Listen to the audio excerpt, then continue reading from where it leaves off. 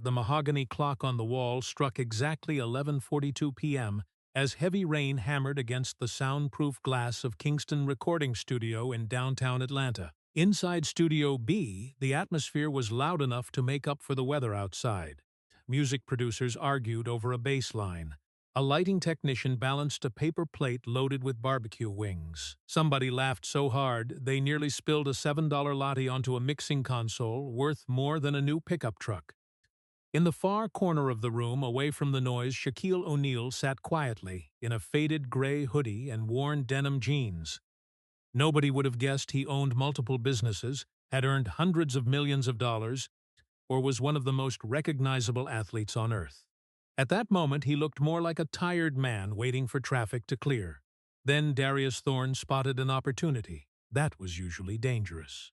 Darius was 45 years old, professionally funny, and personally incapable of leaving a joke alone when he smelled potential embarrassment.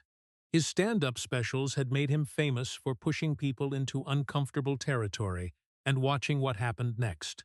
He grabbed a small white box from the studio table.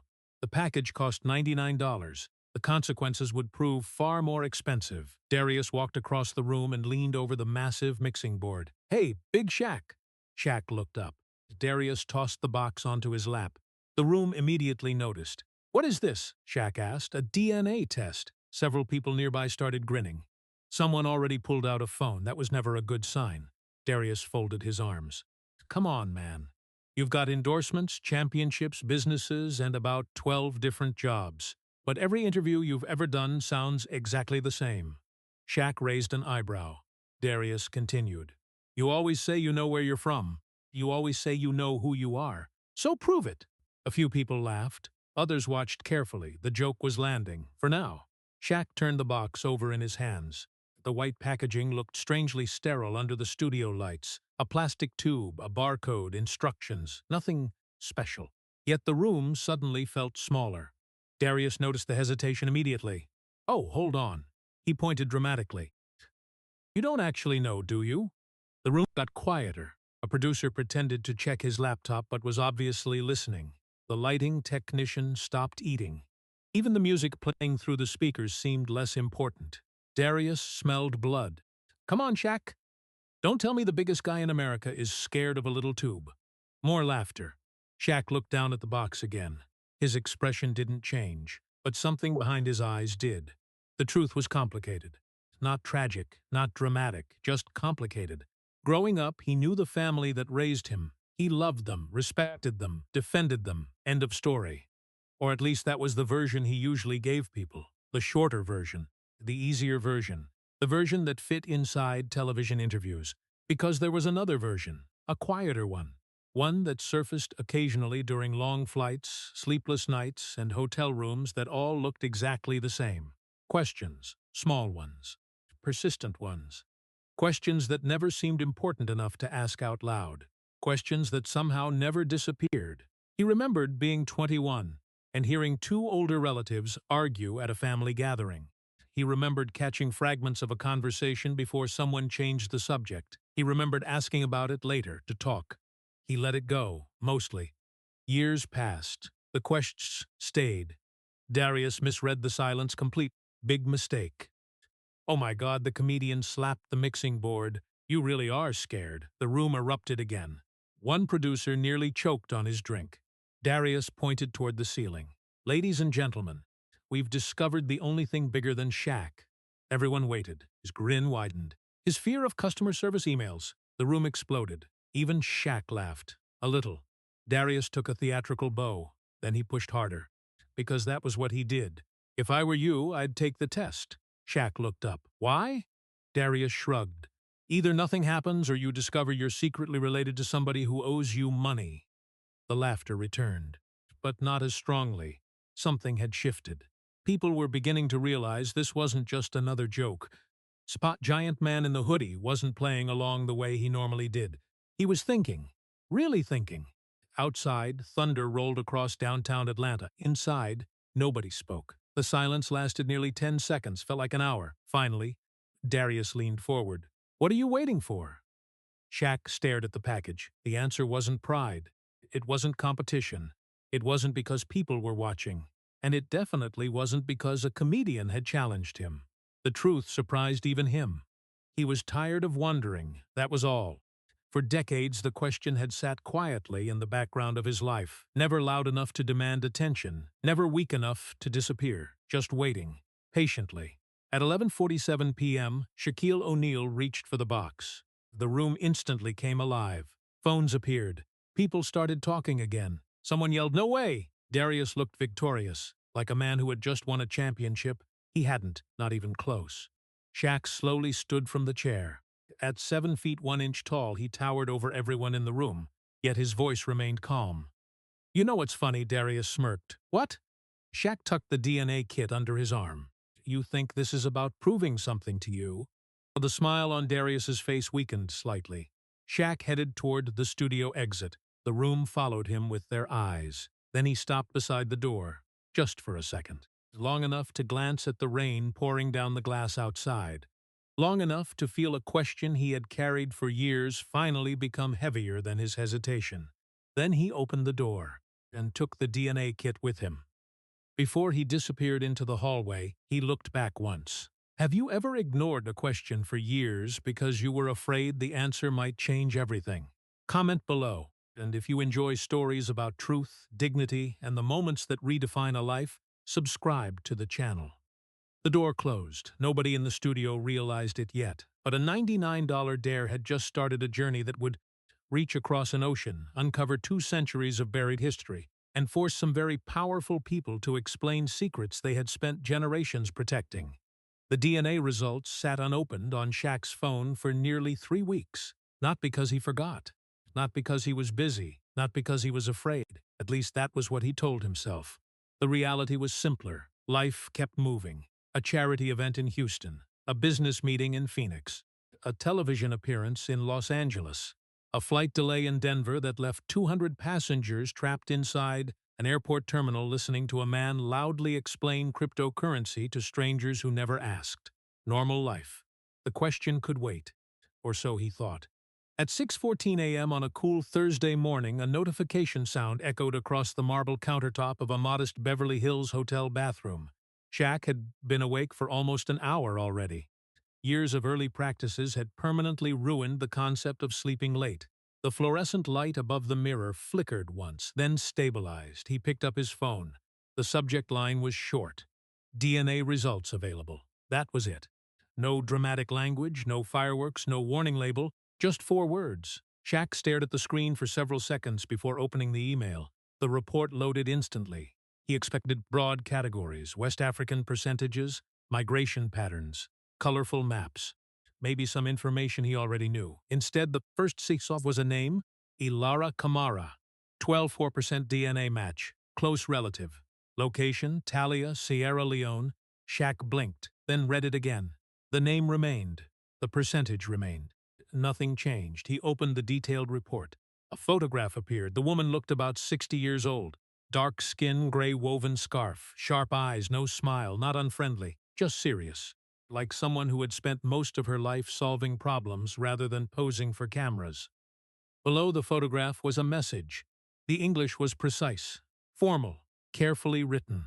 Not the language of someone casually browsing the internet. It felt deliberate, every word.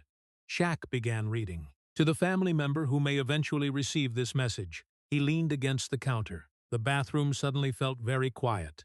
The message continued. My name is Ilara Kamara. I live in the village of Talia in Sierra Leone. If you are reading this, then our family has finally found a branch that disappeared over 200 years ago.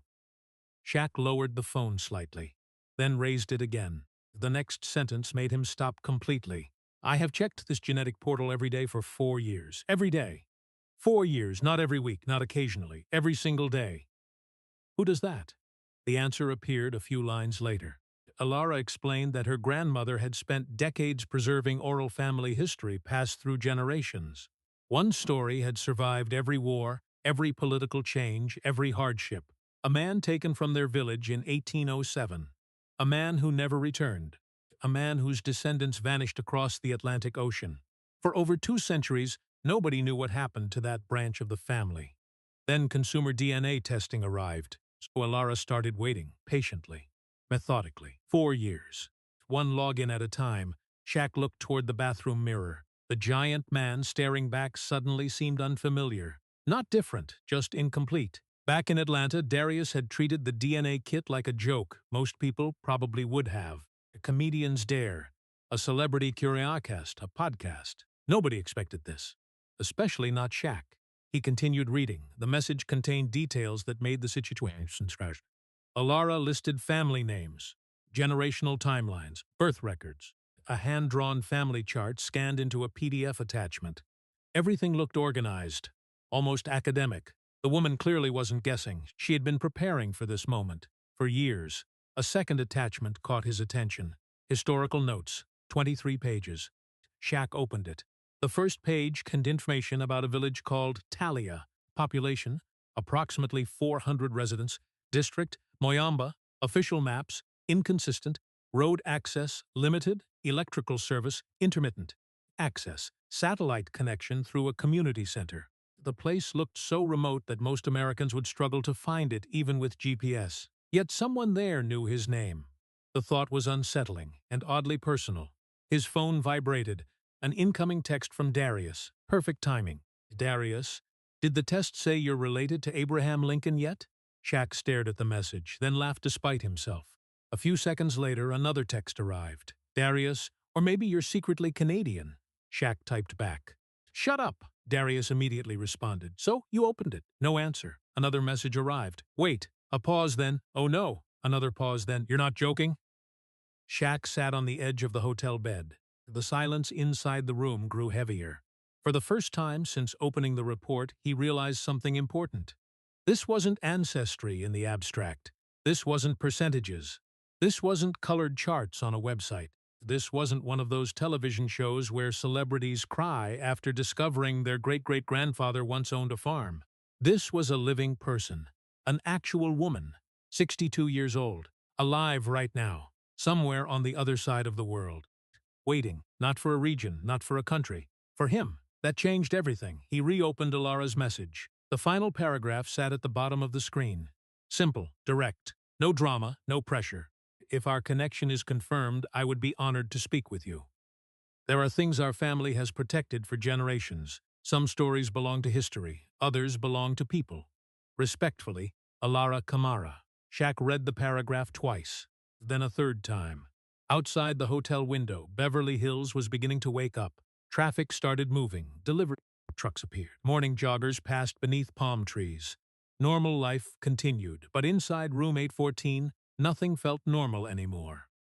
Because for years the question had always been where he came from. Now the question had changed. Someone already knew. And she had been waiting 4 years for him to find her. Shaq looked down at the contact information attached beneath the message. A satellite phone number, an email address, a location pinned to Taiwan village called Talia, halfway across the world. For several moments he simply stared at the screen.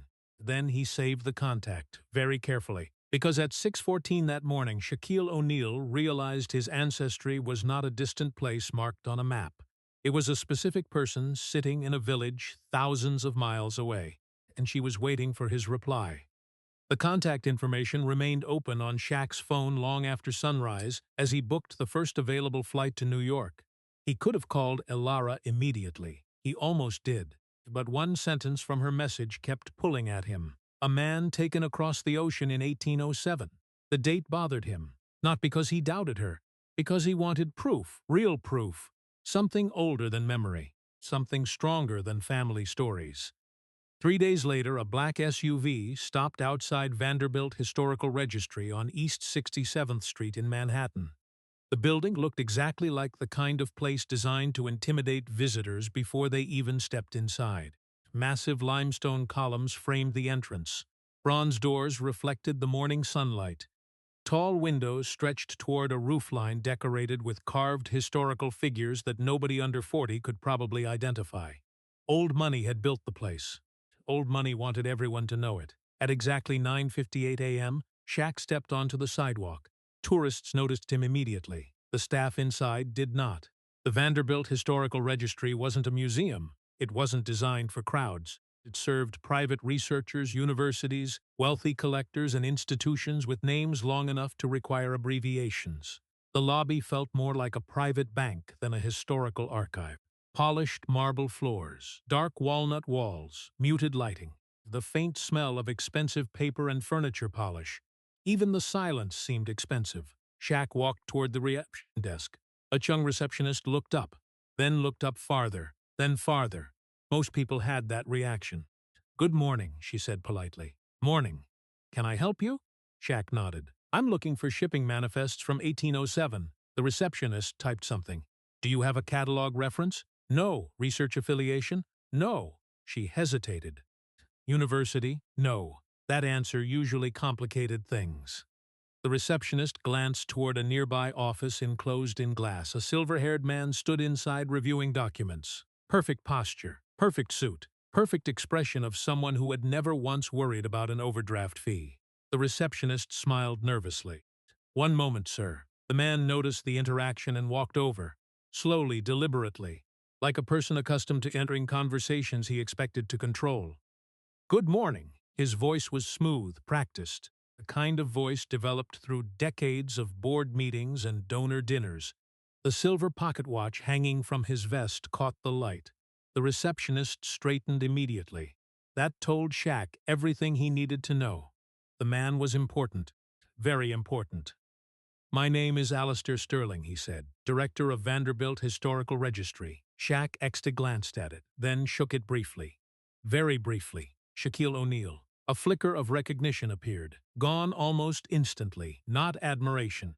Assessment. Like a banker evaluating collateral. "What can we do for you, Mr. O'Neal?" Shaq explained. "Simple, direct. A family connection, a possible ancestral link, a village in Sierra Leone, an 1807 shipping record. Nothing dramatic, just facts." Alistair listened without interrupting. When Shaq finished, the director smiled, not warmly. The kind of smile that technically qualified as polite, while somehow managing to feel insulting. "Fascinating." He folded his hands. "Unfortunately, our archives contain extremely valuable historical material." Shaq waited. Alistair continued. "Access is generally reserved for credentialed researchers. Still waiting. University scholars waiting. Academic institutions still waiting." Then came the chuckle. Dry, dismissive, small enough to deny later, big enough to hear. Shaq heard it. The receptionist heard it. Even a security guard near the entrance shifted awkwardly. Alistair tilted his head slightly. "Surely you understand." There it was. The real converkives, not about procedures, about belonging, or rather who didn't belong. Shaq remained silent. That seemed to encourage him. A mistake. Alistair rested both manicured hands on the desk. "I hope you won't take this personally, Mr. O'Neal." People always said that right before making something personal. "We receive countless inquiries from individuals attempting to validate families' myths." Shaq said nothing. "Lost kingdoms." Nothing. "Secret bloodlines." Nothing. "Royal ancestry." Nothing. "Fictional African fairy tales." The words hung in the air. The receptionist looked horrified. The security guard suddenly found the ceiling very interesting. And Shaq? He didn't blink. That bothered Alistair more than anger would have. Most people argued, defended themselves, raised their voice, played status games. Listening. The director tried again. "History requires evidence." Finally, Shaq spoke. "I agree." Alistair wasn't expecting that. The response interrupted his rhythm. For the first time, uncertainty crossed his face, only briefly. Then he recovered. "Well," he adjusted his cufflinks. "If evidence emerges through legitimate academic channels, we would certainly review it." The conversation was over, at least in his mind. Alistair had already categorized the visitor. Celebrity, curiosity seeker, temporary inconvenience, case closed. But then Shaq noticed something. A binder resting partially open on the reception desk. Most people wouldn't have cared. Most people wouldn't have noticed. Years of business had taught Shaq to read rooms carefully. Sometimes opportunities appeared in moments when others believed the discussion had ended. A catalog sheet was visible inside the binder. Just one page, only partially exposed. But enough. His eyes landed on a reference number, TR827441B. Below it, Atlantic Transfer Records, West African Departures, Restricted Collection. Interesting, very interesting. Shaq memorized it immediately. One glance, done. Alistair followed his eyes and casually closed the binder, too late. The number was already stored. Permanently. The director offered a final smile, the kind reserved for people he believed he had successfully dismissed. "I wish you the best of luck with your search." The words sounded helpful. The tone said otherwise. Shaq nodded. "Thank you. Nothing more. No argument. No mention of his wealth. No mention of lawyers. No mention of influence." That surprised everyone, especially Alistair, because powerful people often expect conflict. They know how to fight. They know how to defend themselves. What unsettles them is silence, real silence, the kind that reveals nothing. Shaq turned toward the exit. His footsteps echoed softly across the marble floor. The receptionist watched him leave. The security guard watched him leave. Even Alistair watched him leave. Something about the giant man's calm reaction felt wrong, as if an equation had produced an unexpected answer. Outside, Manhattan traffic roared through the street. Taxis honked. Construction crews shouted. Life moved normally. Behind him, the bronze doors closed. Ahead of him, a catalog number sat perfectly preserved in his memory. TR 1807441B. And as Shaquille O'Neal walked away from Vanderbilt Historical Registry, he carried two things with him: the name of the man who had laughed, and the number of the archive that man clearly did not want him to see. The archive catalog number stayed written on a folded sheet of paper inside Shaq's wallet as the small propeller plane descended towards Sierra Leone. He had tried calling Elara 3 times before the trip. The first call failed. The second connected for 11 seconds before dropping. The third lasted almost 4 minutes. That conversation changed everything. Not because she revealed some dramatic secret, because she didn't.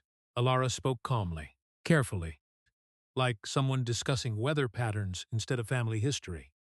She never once tried to convince him of anything, never pushed, never pleaded, never asked for money. That alone impressed him. Most strangers who discovered his phone number usually wanted something.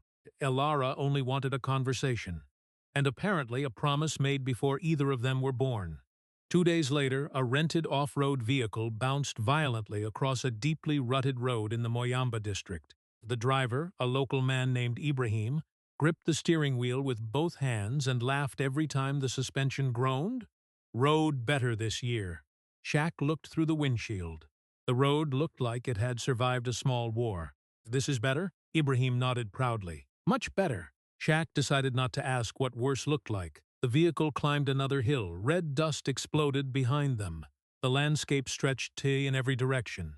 Green vegetation, small farms, palm trees, dirt paths, scattered homes built from concrete blocks and corrugated metal roofs. No skyscrapers, no billboards, no luxury brands, no advertisements trying to sell somebody a lifestyle. The simplicity felt strange and oddly refreshing.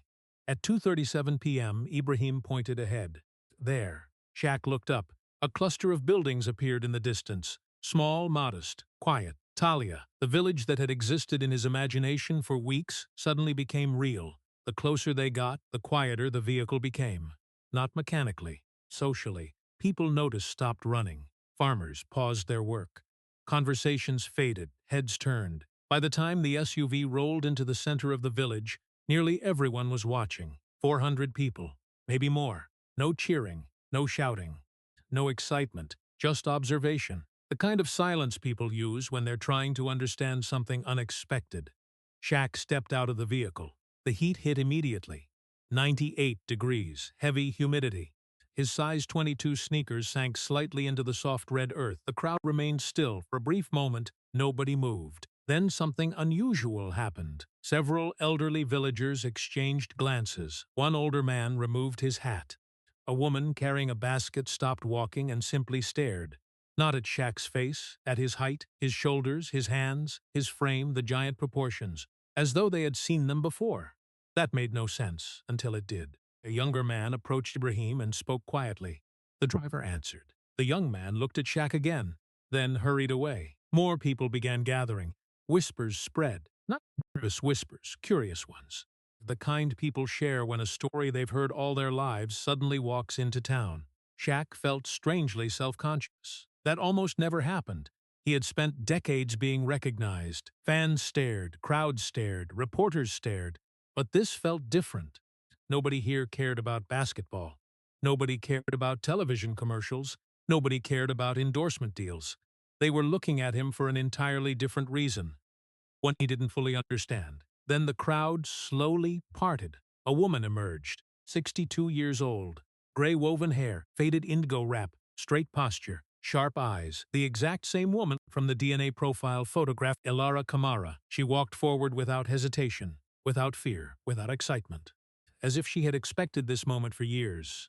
Maybe she had. The villagers watched carefully. No one spoke. Elara stopped directly in front of him. For a second, neither moved. Then she looked up, far up, and a tiny smile appeared. Not because she recognized a celebrity, because she recognized something else, something older. Very slowly she raised her hand and touched his forearm. The crowd became completely silent. Even the insects seemed quieter. Shaq, we settled on honesty. Hello? Elara nodded. Hello, Shaquille. Her voice was calm, steady, no trembling, no dramatic emotion. That somehow made the moment more powerful. They stood there for several seconds. Then Elara asked a question. Not about basketball, not about America, not about fame. Did your flight arrive safely? Shaq laughed unexpectedly. Yeah, good. That was it. The entire village had gathered for a moment that crossed 2 centuries. And the first topic was airline travel. Somehow that made it feel real, human. Not a movie, not a headline, a family meeting. The crowd relaxed slightly. People began smiling. A few even laughed. The tension eased. Then Alara's expression changed. Not dramatically. Just enough. She looked carefully at his face, his shoulders, his height, the same way the others had. Then she turned slightly toward the villagers. Many of them seemed to be waiting. Waiting for her specifically. Waiting for something. Shaq noticed. What is it? He asked. Slow breath. For the first time, emotion appeared in her eyes. Not overwhelming emotion, the kind people carry for years without discussing. The kind inherited, passed down, protected. She looked directly at him, then spoke, word for word, exactly as she had learned it. My grandmother told me these words when I was 18. The crowd listened. Her grandmother told them to her. A pause. Her grandmother received them from the elders before her. Another pause. Then Elara spoke the sentence preserved across generations, the sentence that survived more than 200 years. One day the giant sun will return from the water carrying the height of our lost brother, and we will know the promise survived. Nobody moved. Nobody spoke. Even Ibrahim looked stunned. Shaq felt the heat, the dust, the weight of 400 pairs of eyes. But most of all, he felt the reality of what had just happened. Not because it sounded magical, because it didn't. The words weren't mystical. They weren't dramatic. They were specific, practical, human. A family had lost someone in 1807. They refused to forget him. Generation after generation, they repeated the story. And somehow, against every reasonable probability, a 7'1" descendant had appeared on a red dirt road exactly where the story said he would. Alara's hand remained on his forearm. For the first time since receiving the DNA results, Shaquille O'Neal stopped wondering whether he belonged there. Because 400 people were looking at him as if he already did. As the villagers gradually returned to their daily routines, Elara guided Shaq toward a modest compound near the edge of Talia. The structure was simple: mud brick walls, a corrugated metal roof, wooden shutters worn smooth by decades of use. Nothing about it suggested importance. Yet everyone they passed treated the building with quiet respect, not because of its size, because of its history.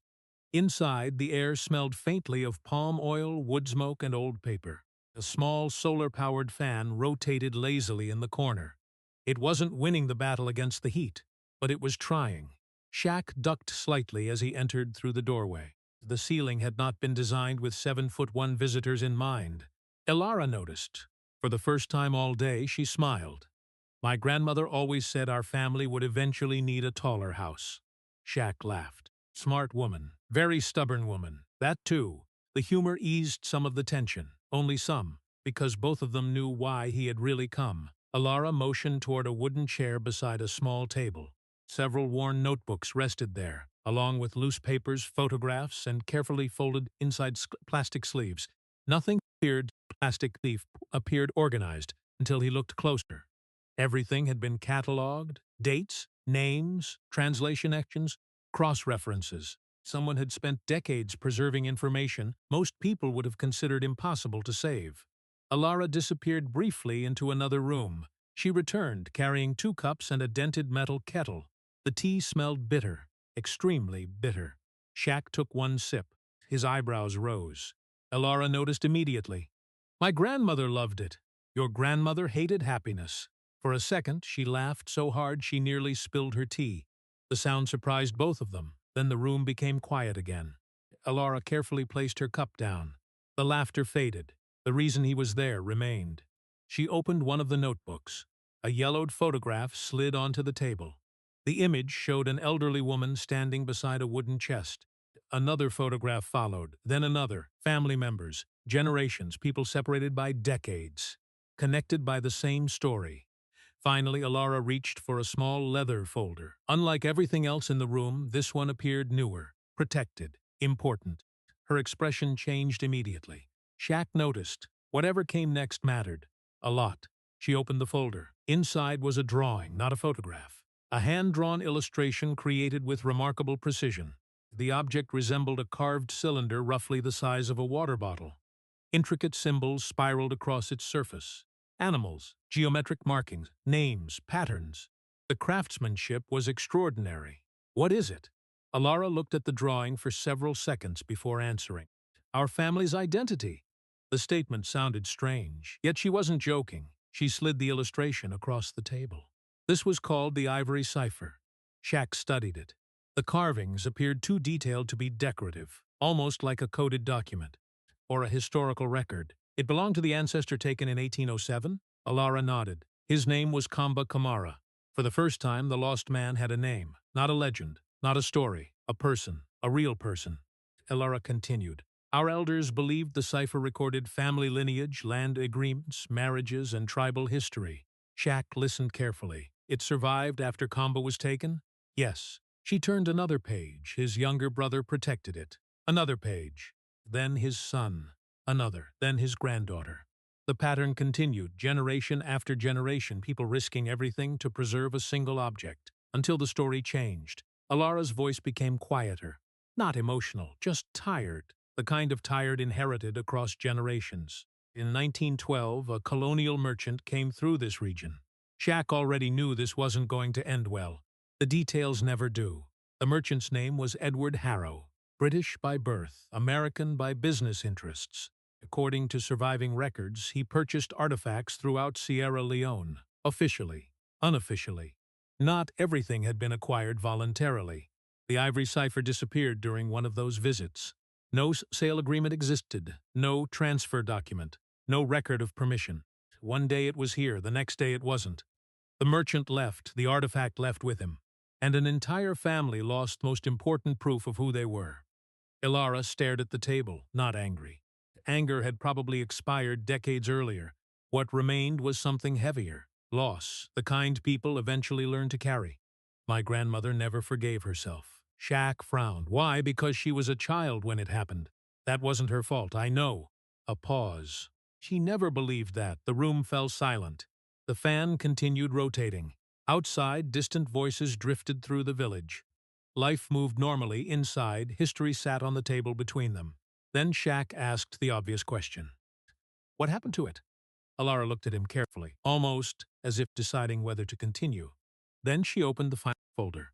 Several printed documents appeared. Auction records, shipping records, insurance inventories, academic references. The trail stretched across more than a century. 1912, 1913, 1914, 1916. Especially it led to New York. Specifically, Lionel Page toward him. The logo appeared immediately. Elegant. Familiar. Painfully familiar. Vanderbilt Historical Registry. For several seconds, neither spoke. Shaq stared at the page. The words didn't change. Collection holder. Vanderbilt Historical Registry. Vault storage classification. Restricted access. Private collection acquisition. His jaw tightened slightly. That was all. Just slightly. But Alara noticed. Everyone noticed when a man became still. She spoke softly. The records indicate they acquired it in the 1980s. Shaq continued reading. The archive reference number appeared near the bottom. His eyes stopped instantly. TR 1807-441B, the exact catalog number, the same number he had memorized in New York, the same binder, the same archive, the same institution, the same director who had laughed. The room suddenly felt much smaller. Not because of the heat, because everything connected. The D. story, the shipping records, the catalog number, Alistair Sterling. Every piece had been sitting in front of him. He just hadn't seen the entire picture yet. Ilara lowered her gaze. My family stopped searching years ago. Shaq looked up. Why? Because poor people eventually run out of ways to fight rich institutions. The statement wasn't bitter. That somehow made it worse. No accusation, no self-pity, just a fact. The kind repeated often enough to become ordinary. Shaq slowly set his teacup down. The bitter taste lingered, but he barely noticed it anymore, because the realization had finally arrived. The institution that mocked him for chasing what they called an African fairy tale was not protecting history. It was hiding a piece of his family's stolen dignity behind a locked vault door. Shaq kept staring at the Vanderbilt documents long after the conversation had ended. The afternoon sunlight had begun slipping through the gaps in the compound walls. Outside, villagers prepared evening meals. The smell of cooking rice drifted through the air while distant voices echoed across the settlement. Inside the room, nobody touched the papers. Neither of them needed to. The meaning was already clear. The artifact existed. The family had once possessed it. Someone had taken it. And somehow it ended up behind the locked doors of the very institution that had treated the entire story like a joke. Ilara carefully closed the folder. I thought that was all we had. Shaq looked up. You said thought? She nodded. Because I remembered something after you arrived that immediately got his attention. Ilara stood from the table, slowly, deliberately, like someone following a memory she had not visited in years. Come with me. She led him through a narrow hallway toward the rear section of the compound. The temperature seemed warmer back there, the air heavier. Dust floated through thin beams of sunlight entering through small openings in the walls. Several doors lined the corridor. Most stood open. One remained closed. Ilara stopped in front of it. For a few seconds, she simply looked at the door. Not touching it, not speaking, just looking. My grandmother's room. Her voice softened slightly. Nobody has slept here since she died. Shaq remained quiet. Some places demanded silence. This was one of them. Ilara pushed the door open. The hinges complained immediately. The room inside appeared frozen in time. A small wooden bed, a woven chair, a faded mosquito net hanging from a ceiling hook, several books stacked beside the wall. Dust covered almost everything. Not neglect, respect. The kind of room people leave untouched because moving anything feels wrong. Shaq stepped inside carefully. The floor creaked beneath his weight. Ilara walked toward the far corner. The expression on her face suggested she wasn't entirely certain what she was looking for, only where it might be. She stopped near the foundation wall, then pointed downward. There. Shaq followed her finger. Nothing seemed unusual, just wooden floorboards, old ones, worn ones. Then he noticed it. One plank sat slightly higher than the others, barely noticeable. The difference couldn't have been more than a fraction of an inch. Yet once he saw it, he couldn't unsee it. Ilara crouched beside it. When I was a child, my grandmother would never let anyone touch this corner. Shaq knelt carefully. The floor groaned in protest. Did she ever say why? No. That's encouraging. A small smile appeared, only briefly, then disappeared. The tension returned. Ella pointed it toward a tiny gap near the edge of the plank. The opening was microscopic. Most people wouldn't even fit a fingernail into it. Fortunately, Shaq possessed hands that looked like they had been designed for unusual jobs. I need you to pull it. He looked at the gap, then at his enormous fingers, then back at the gap. This may be the first time in history someone has asked me to perform surgery with a bulldozer. That earned another quick laugh. Then both became serious again. Shaq pressed his fingers against the opening. The wood resisted immediately. He adjusted his grip, pressed harder. Nothing. Dust scattered across the floor. Still nothing. Ilara watched silently. He tried again. This time applying real force. A deep cracking sound echoed through the room.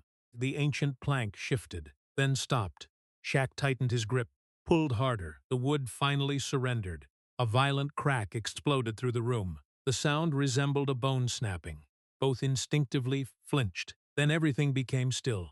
For a moment neither moved. They simply stared at the opening. Darkness waited beneath the floor. Alara slowly stepped closer.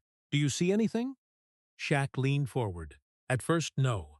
Then something metallic caught a beam of sunlight. His heartbeat increased. Yeah, a pause. There's something down there. Carefully, he widened the opening. The hidden compartment revealed itself, a narrow cavity built directly into the foundation. Inside sat a small iron box. Rust covered most of its surface. The metal looked ancient. Water stains marked the lid. One hinge had almost completely deteriorated. The box clearly hadn't been touched for decades, possibly longer. Neither spoke. The significance of the moment settled heavily between them.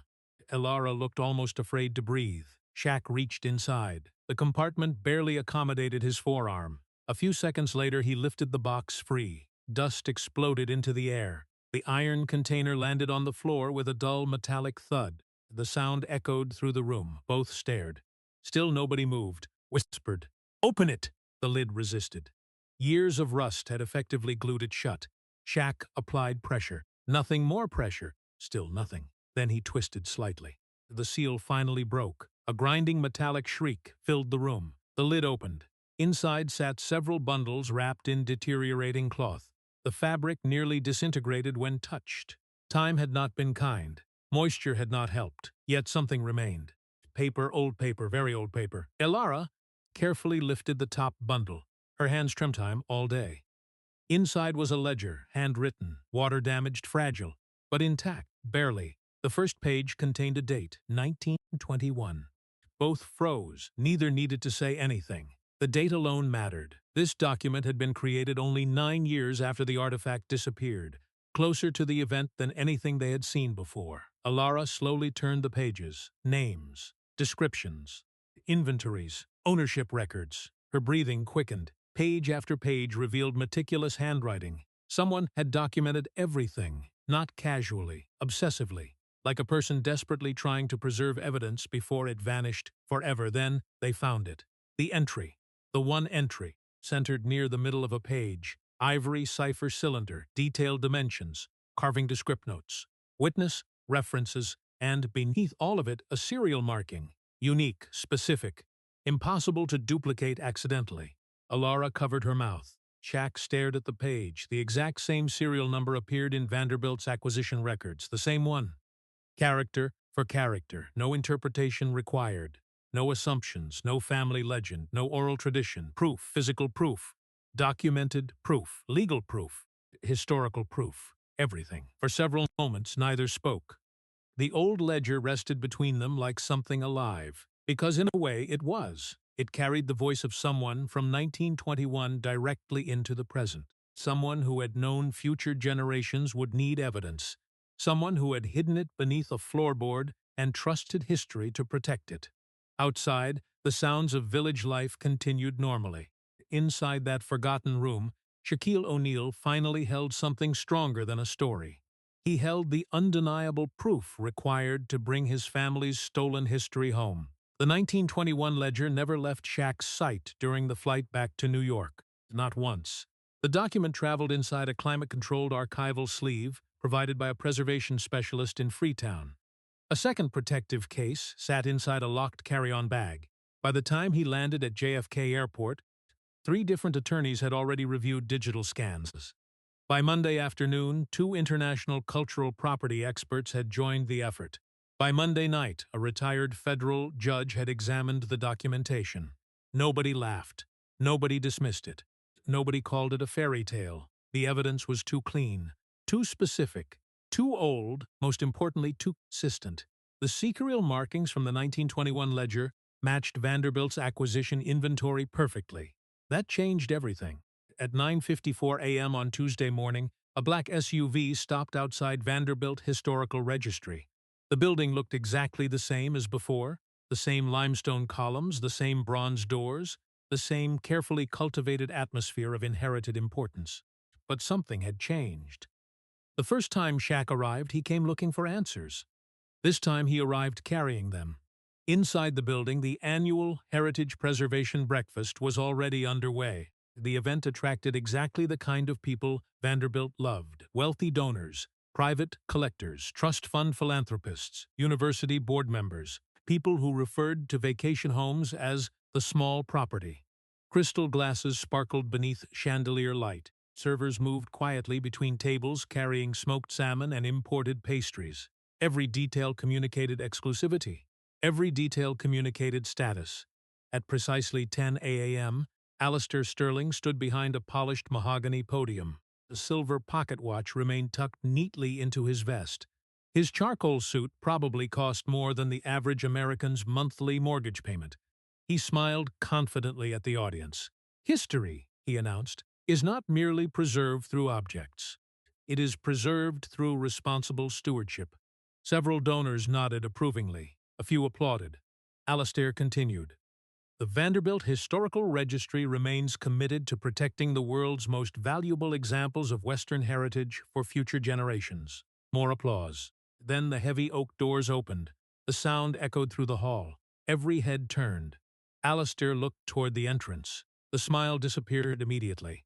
Standing calmly near the back wall was a 7'1" man wearing a faded gray hoodie, Shaquille O'Neal. For a brief second, nobody moved. The donors looked confused. Alistair looked irritated, then offended, then something else, concern. Only a flicker, gone almost instantly. The director recovered quickly. His face hardened. Of course it did. People like Alistair spent entire careers maintaining control of rooms exactly like this one. He wasn't about to lose it now. Not in front of donors, not in front of trustees, not in front of people whose names appeared on building wings. Alistair forced a smile, the kind used when pretending a problem doesn't exist. Then he subtly motioned toward security. Two guards immediately responded. Both were large, broad-shouldered, professional. Former military by the look of them. They began moving toward the back of the hall. Meanwhile, Alistair continued speaking into the microphone. "As I was saying, preservation requires standards." The donors politely returned their attention. Mostly. But many kept glancing toward Shaq. A 7'1" man tends to attract attention, especially when he appears completely unconcerned. The guards arrived. One spoke quietly. "Sir, this is a private event." Shaq nodded. "I know." The second guard crossed his arms. "We'll need you to leave." Shaq remained calm. "No." The guard blinked. Most people argued. Most people became emotional. Most people created scenes. This felt different. Dangerously different. The first guard tried again. "Sir, you're trespassing." Shaq looked toward the stage. Alistair was watching. Trying not to look like he was watching, but watching. "Actually," Shaq said, "I'm here on business." The guards exchanged glances. On stage, Alistair finally abandoned the speech. His patience had expired. The microphone amplified every word. "Remove him." The room fell silent. No more pretending. No more subtle gesture. No more professional courtesy. The sneer returned. The same one from their first meeting. Alistair stepped away from the podium. "This institution is not a public spectacle." The donors watched carefully. Some appeared uncomfortable. Others appeared entertained. Rich people often confuse those two emotions. Shaq didn't respond. That somehow made the situation worse. For Alistair, because silence creates space. And space makes people nervous. The director descended from the stage. Slowly, deliberately, the crowd parted. He stopped roughly 20 feet away. "Mr. O'Neal." The tone wasn't friendly. "Whatever grievance you imagine you have, this is neither the place nor the time." Still no response. The silence stretched. Several donors shifted uncomfortably. One woman stopped eating entirely. Another guest discreetly opened his phone, probably recording. Alistair noticed. His irritation deepened. Security. The order came sharper this time. "Remove him immediately." The guard stepped forward. One reached toward Shaq's arm, not aggressively, professionally. But before contact could happen, Shaq calmly reached into the front pocket of his hoodie. Several people visibly tensed, including security, including Alistair. Then Shaq pulled out a folded document. Nothing more, just paper, very official-looking paper. He unfolded it carefully. No hurry, no drama. The room watched. The guards stopped moving, instinctively, because confidence changes situations, and Shaq looked extremely confident. He handed the document to the nearest guard. The guard frowned, then read, then frowned harder. His eyes widened slightly. That got everyone's attention, including Alistair's. The guard immediately handed the document to his partner. The second guard read it. His reaction matched the first. Not confusion, recognition. The kind professionals have when they realize something just became legally complicated. Very complicated. The second guard looked directly at Alistair. "Sir," the hesitation was noticeable. Alistair's face tightened. "What?" The guard swallowed, then held up the document. "It's a notarized international repatriation claim." The room froze. Completely. No conversations. No silverware. No movement. Nothing. The words landed like a hammer, because everyone in that room understood what they meant. Not accusation, not speculation, not rumor. A formal legal challenge, supported by documentation, filed correctly, prepared professionally. Real. Alistair's confidence cracked for the first time, only slightly, but everyone saw it. The color drained from his face. Not much, just enough. Shaq finally spoke. His voice remained calm, almost conversational. "I came to discuss an artifact." Nobody breathed. Nobody moved. And standing in the center of the room, surrounded by New York's elite, Shaquille O'Neal watched the certainty disappear from Alistair Sterling's eyes for the very first time. The certainty disappeared from Alistair Sterling's eyes for the first time, and everyone in the room noticed it. Not because he said anything, because he didn't. For a man who normally had an answer ready before a question finished being asked, the silence looked unnatural. The donors felt it immediately. The trustees felt it. Even the servers carrying trays of champagne froze in place. Money recognizes confidence. It also recognizes when confidence starts leaking out of a room. Shaq calmly took another item from his bag. The climate-controlled archival case. Several people leaned forward. Alistair's expression hardened. "Mr. O'Neal, I strongly advise." Shaq ignored him. The giant man walked directly toward the stage. Nobody stopped him. Not the guards, not the staff, not the trustees. The legal document had changed the atmosphere completely. This was no longer a disturbance. This was now a matter requiring answers. The room watched as Shaq climbed the platform steps. The sound of his footsteps echoed through the hall. Every single one seemed louder than it should have been. Alistair moved toward the podium, instinctively, protectively, like a man trying to stand between a problem and the people funding his career. Too late. Shaq reached the podium first, without hurry, without aggression, without raising his voice. He carefully removed the protective forensic sleeve and placed the 1921 ledger directly on the polished mahogany surface. The room fell completely silent. No clinking glasses. No whispered conversations. Nothing. The old ledger looked fragile beneath the chandelier lights. Water stains covered parts of the pages, the edges appeared worn. But age was exactly what made it dangerous. A forged document might fool people. A century-old document with corroborating evidence was another matter entirely. Shaq opened the sleeve, then turned toward the audience. His voice remained calm, almost quiet. The wealthy donors in the front rows leaned forward just to hear him. "My family believed an artifact was taken from a village in Sierra Leone in 1912. Nobody interrupted. Most people assumed the story couldn't be proven. He paused, then placed one hand on the ledger. They were wrong. Several trustees exchanged glances. A few people quietly removed reading glasses from their pockets. Others pulled chairs closer. Nobody was looking at their phones anymore. That alone told Alistair the situation was deteriorating, rapidly. Shaq continued. "The artifact is called the Ivory Cipher." Several audience members looked confused. A few looked interested. One elderly historian sitting near the front suddenly sat upright. He recognized the name. That was not a good sign for Alistair. The object contains genealogical markings belonging to the Camara family of Sierra Leone. Shaq turned another page. The theft was documented in 1921. Another page. The item was described in detail. Another page. The dimensions were recorded. Another page. The ownership history was recorded. Then he stopped. The room watched. The serial marking was recorded. Now people were paying attention. Real attention. Not polite attention. Dangerous attention.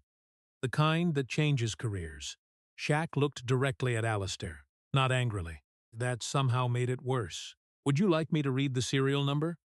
Alistair immediately answered, "No, too fast, far too fast." A murmur spread through the room. He's subtle, but unmistakable.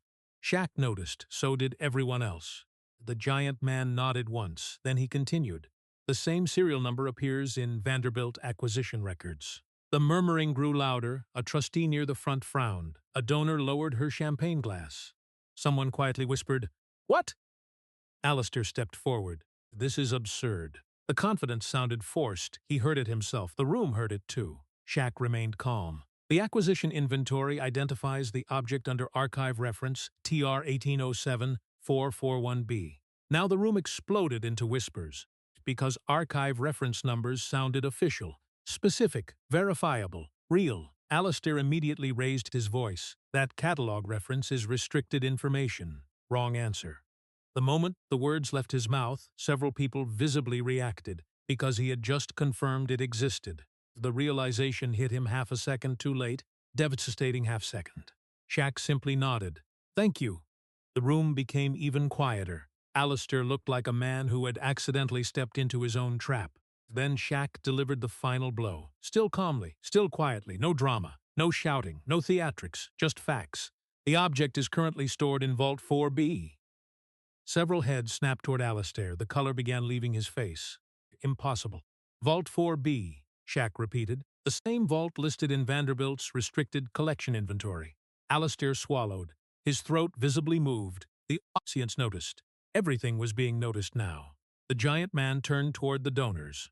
"International cultural property law prohibits institutions from knowingly suppressing evidence connected to stolen heritage." Several attorneys in attendance immediately recognized where the conversation was heading. And they didn't like it, not one bit, because legal liability spreads, especially around wealthy institutions. Shaq continued. "The repatriation claim has already been filed." Another pause. "Supporting documentation has already been written and reviewed.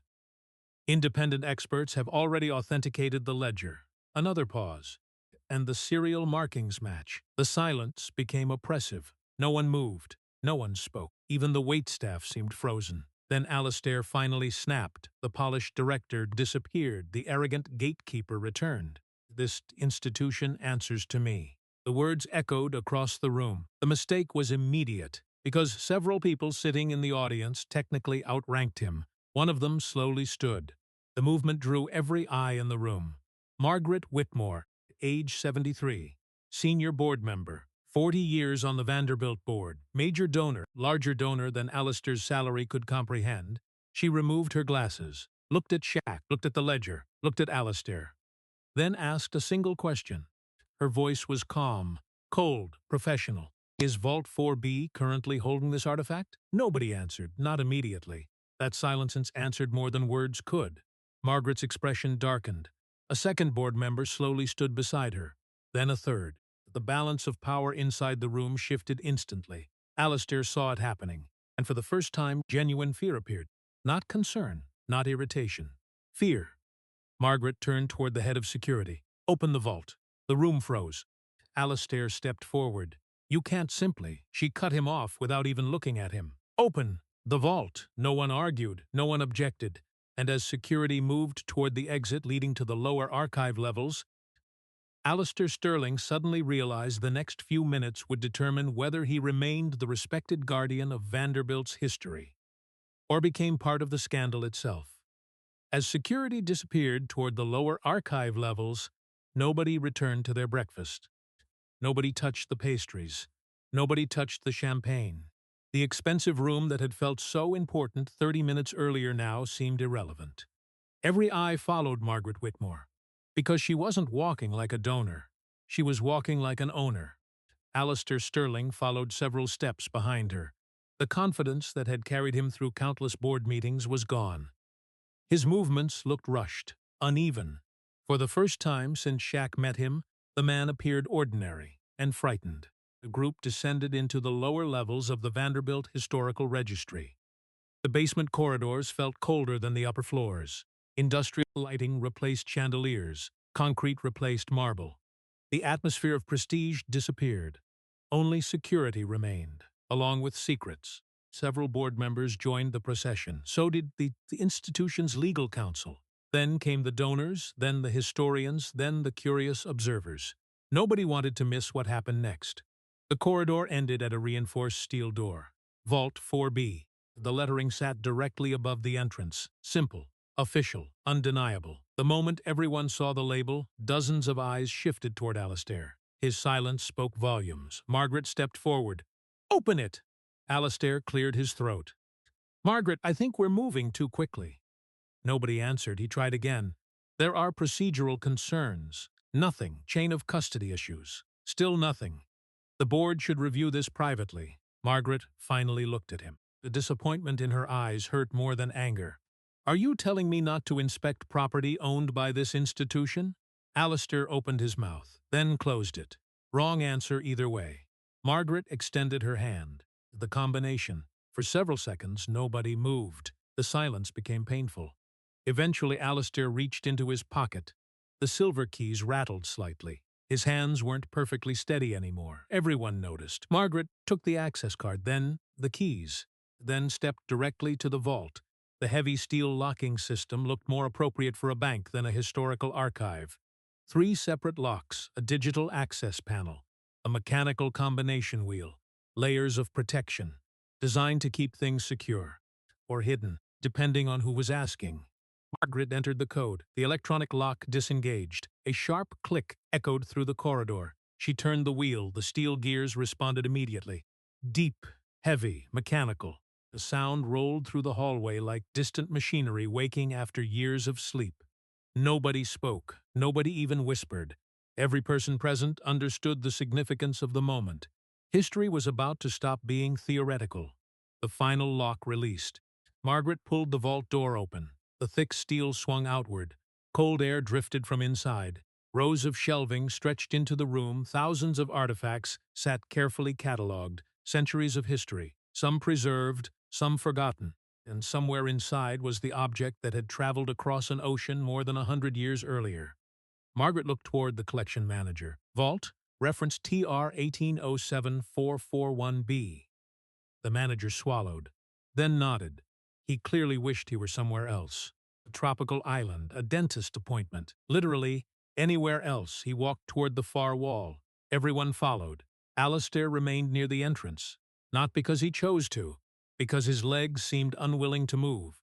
The collection manager stopped at a secured display cabinet, removed a key, unlocked the case, reached inside, and carefully lifted out a velvet-covered presentation tray. The room held its breath. The tray was carried into the center of the vault, placed beneath a halogen examination light. Nobody moved. Then the protective cloth was folded back. The ivory sphere appeared. A collective gasp spread through the room, not because of its value, because of its detail. The object looked exactly like the illustrations from the family records. Exactly. The carving spiraled around the ivory cylinder in intricate patterns. Animals, family markings, geometric symbols, generational records. Every surface carried evidence of extraordinary craftsmanship. The room stared. Then Margaret looked toward Shaq. "Bring the ledger." He handed over the forensic sleeve. The board member carefully opened it. The old 1901 inventory page was removed. Placed beside the artifact, the comparison began. Line by line, mark by mark. Measurement by measurement, the room became a courtroom. Except the witness was history itself. One historian adjusted his glasses, another leaned closer. The legal counsel reviewed the serial notation. The collection manager compared dimensions. Every observation reached the same conclusion. No discrepancies, no inconsistencies, no alternative explanation. The match was perfect, terrifyingly perfect. The serial marking, recorded in 1921, sat exactly where the ledger said it would. The carvings matched, the dimensions matched. Even a small surface imperfection described in the century-old document matched. The evidence became overwhelming, then undeniable, then final. Nobody needed to say it. Everyone knew. The artifact had belonged to the Kamara family. The documentation proved it. The ledger proved it. The object proved it. And Vanderbilt had possessed the evidence all along. The room slowly turned toward Alistair. The transformation happened almost physically. Authority evaporated. Respect evaporated. Trust evaporated. Years of carefully cultivated prestige dissolved under the weight of facts, not accusations. Facts, the most dangerous thing in the world to a dishonest gatekeeper. Alistair attempted one final defense. It was acquired legally under the standards of the period. The words sounded weak, even to him. Margaret didn't respond. Neither did the lawyers, neither did the historians. Nobody wanted excuses anymore. They wanted accountability. Alistair looked around the room, searching for support. Finding none, the donors avoided eye contact. The trustees looked disappointed. The attorneys looked concerned. The historians looked embarrassed. He suddenly stood alone, completely alone. A nearby chair sat against the wall. Alistair lowered himself into it, slowly, like a man carrying something heavy. Not physically, professionally, emotionally. His shoulders collapsed. The silver pocket watch remained visible against his vest, but somehow it looked smaller now. Everything about him looked smaller. The room continued moving without him, because history had already delivered its verdict. Margaret turned toward Shaq, then toward the artifact. Her voice remained professional. "Mr. O'Neal, the board will begin immediate repatriation proceedings." Several trustees nodded. No objections, no debate, no resistance. The decision had already made itself. Shaq stepped forward. The collection manager carefully placed the ivory cipher into his hands. The object felt surprisingly heavy. Not physically, historically. 2 centuries of loss sat inside that weight. 2 centuries of waiting. 2 centuries of unanswered questions. For a moment, he simply looked at it. Then his eyes drifted toward Alistair. The ruined director stared at the floor, defeated, broken, finished. The room expected anger, expected triumph, expected revenge. Instead, Shaq felt something else, something colder, something far more unsettling. Pity. Because the man who had measured human worth by status, pedigree, and access had lost everything to a family that refused to let history disappear. And standing there with the ivory cipher in his hands, Shaquille O'Neal realized that documented truth had accomplished what power, money, and influence never could. It had made arrogance irrelevant. The ivory cipher remained secured inside a protective transport case as Shaq's private jet descended toward Sierra Leone. The legal process had moved surprisingly fast. Once the evidence became public, Vanderbilt's board had little room to maneuver. Several trustees publicly supported repatriation. International cultural heritage organizations offered assistance. Historians who had spent years studying colonial-era acquisitions quietly admitted that the Camara family's claim was among the strongest they had ever seen. The headlines lasted for weeks. Shaq ignored most of them. One newspaper called him a hero. Another called him an activist. A television host described him as a defender of historical justice. Shaq disliked all 3 descriptions. He wasn't trying to become anything. He was simply finishing something. At Lungi International Airport, the Atlantic breeze moved gently across the tarmac as ground crews prepared for arriving flights. The afternoon sun reflected off the runway. The air smelled faintly of salt and jet fuel. A small crowd waited beyond the security area. Not reporters, not politicians, not government officials. Family villagers from Talia. People who had spent generations preserving a story everyone else had nearly forgotten. The aircraft door opened. Shaq stepped onto the stairs. The protective case never left his hand. Several people recognized him immediately, but nobody rushed forward. Nobody shouted. Nobody treated the moment like a celebrity event. That wasn't why they were there. An SUV carried the group back toward Talia, the same road, the same red earth, the same rolling landscape. Yet everything felt different. The first time he traveled this route, he had arrived with questions. Now he carried answers. As the vehicle approached the village, word spread quickly. People emerged from homes. Farmers stepped away from their fields. Children ran alongside the road. By the time the SUV reached the center of Talia, hundreds of villagers had gathered. The atmosphere wasn't celebratory. It was respectful, almost reverent, like a community attending something larger than itself. Alok stood waiting beneath the shade of a large tree. The faded indigo wrap remained draped across her shoulders. The years remained visible in her face, but something else had changed. The burden she carried seemed lighter.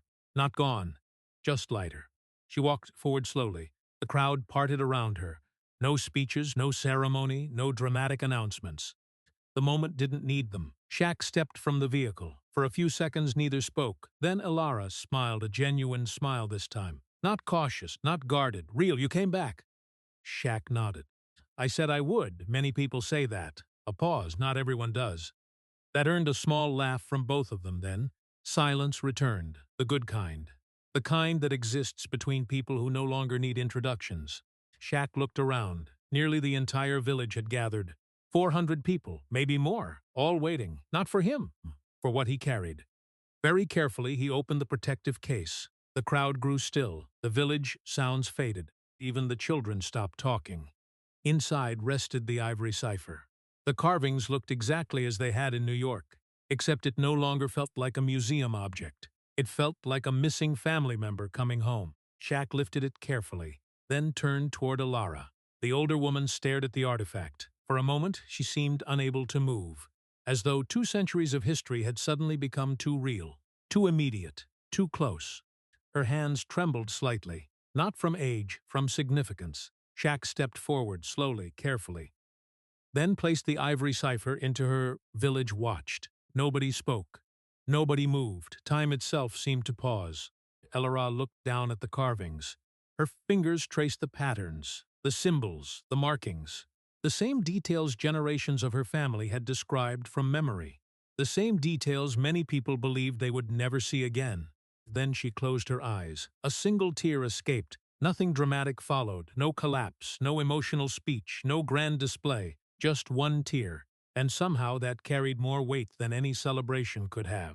Several elderly villagers quietly wiped their own eyes. Others simply bowed their heads. The moment belonged to all of them. Shaq stood back, watching, listening, learning, because this part was never about him. It never had been. A few minutes later, Alara opened her eyes. She held the artifact against her chest, then looked toward the crowd. My grandmother was right. The words were soft, yet everyone heard them. The villagers smiled, some laughed, others nodded. A promise had survived. That mattered. As the sun began lowering toward the horizon, tables appeared throughout the village. Food was prepared, music emerged, stories were shared, not about celebrities, not about lawsuits, not about Vanderbilt, about family. The kind of stories that never appear in newspapers. One elderly man described a relative who once walked 3 days to attend a wedding. A woman shared a story about Alara's grandmother chasing thieves away with a cooking spoon. Someone else claimed a distant cousin once lost a goat and accidentally found a wife. The details became increasingly suspicious. The laughter became increasingly loud. For the first time since this journey began, Shaq felt completely comfortable. No expectations. No cameras, no performance. Just people. Later that evening, he sat beneath the stars with Alara. The ivory cipher rested safely inside the community center nearby. Its future would be protected locally, exactly where it belonged. Neither spoke for several minutes. Eventually, Alara broke the silence. "You could have kept it." Shaq shrugged. "What would I do with many people would have displayed it? Many people also buy sick i6 cars they never drive." That made her laugh. Then she grew serious. "You returned it." Shaq looked across the village. The lights were few. The sounds were simple. The people were happy. That seemed answer enough. For years he thought power meant achievement. Championships, businesses, influence, recognition. Those things had value. But sitting there beneath the Sierra Leone sky, he finally understood something larger. Real power wasn't taking possession of things. Real power was knowing when something never belonged to you in the first place. 200 years earlier, a family had been divided. History had carried one branch across an ocean. Greed had stolen what remained. Institutions had hidden the evidence. Yet dignity survived anyway. Generation after generation. Story after story. Promise after promise. And as the village settled into the warm African night, Shaquille O'Neal finally understood the answer to the question that had started with a simple DNA test. He had not traveled across the world to discover who he was. He had traveled across the world to discover where he belonged. And human dignity, unlike arrogance, had survived long enough to welcome him home.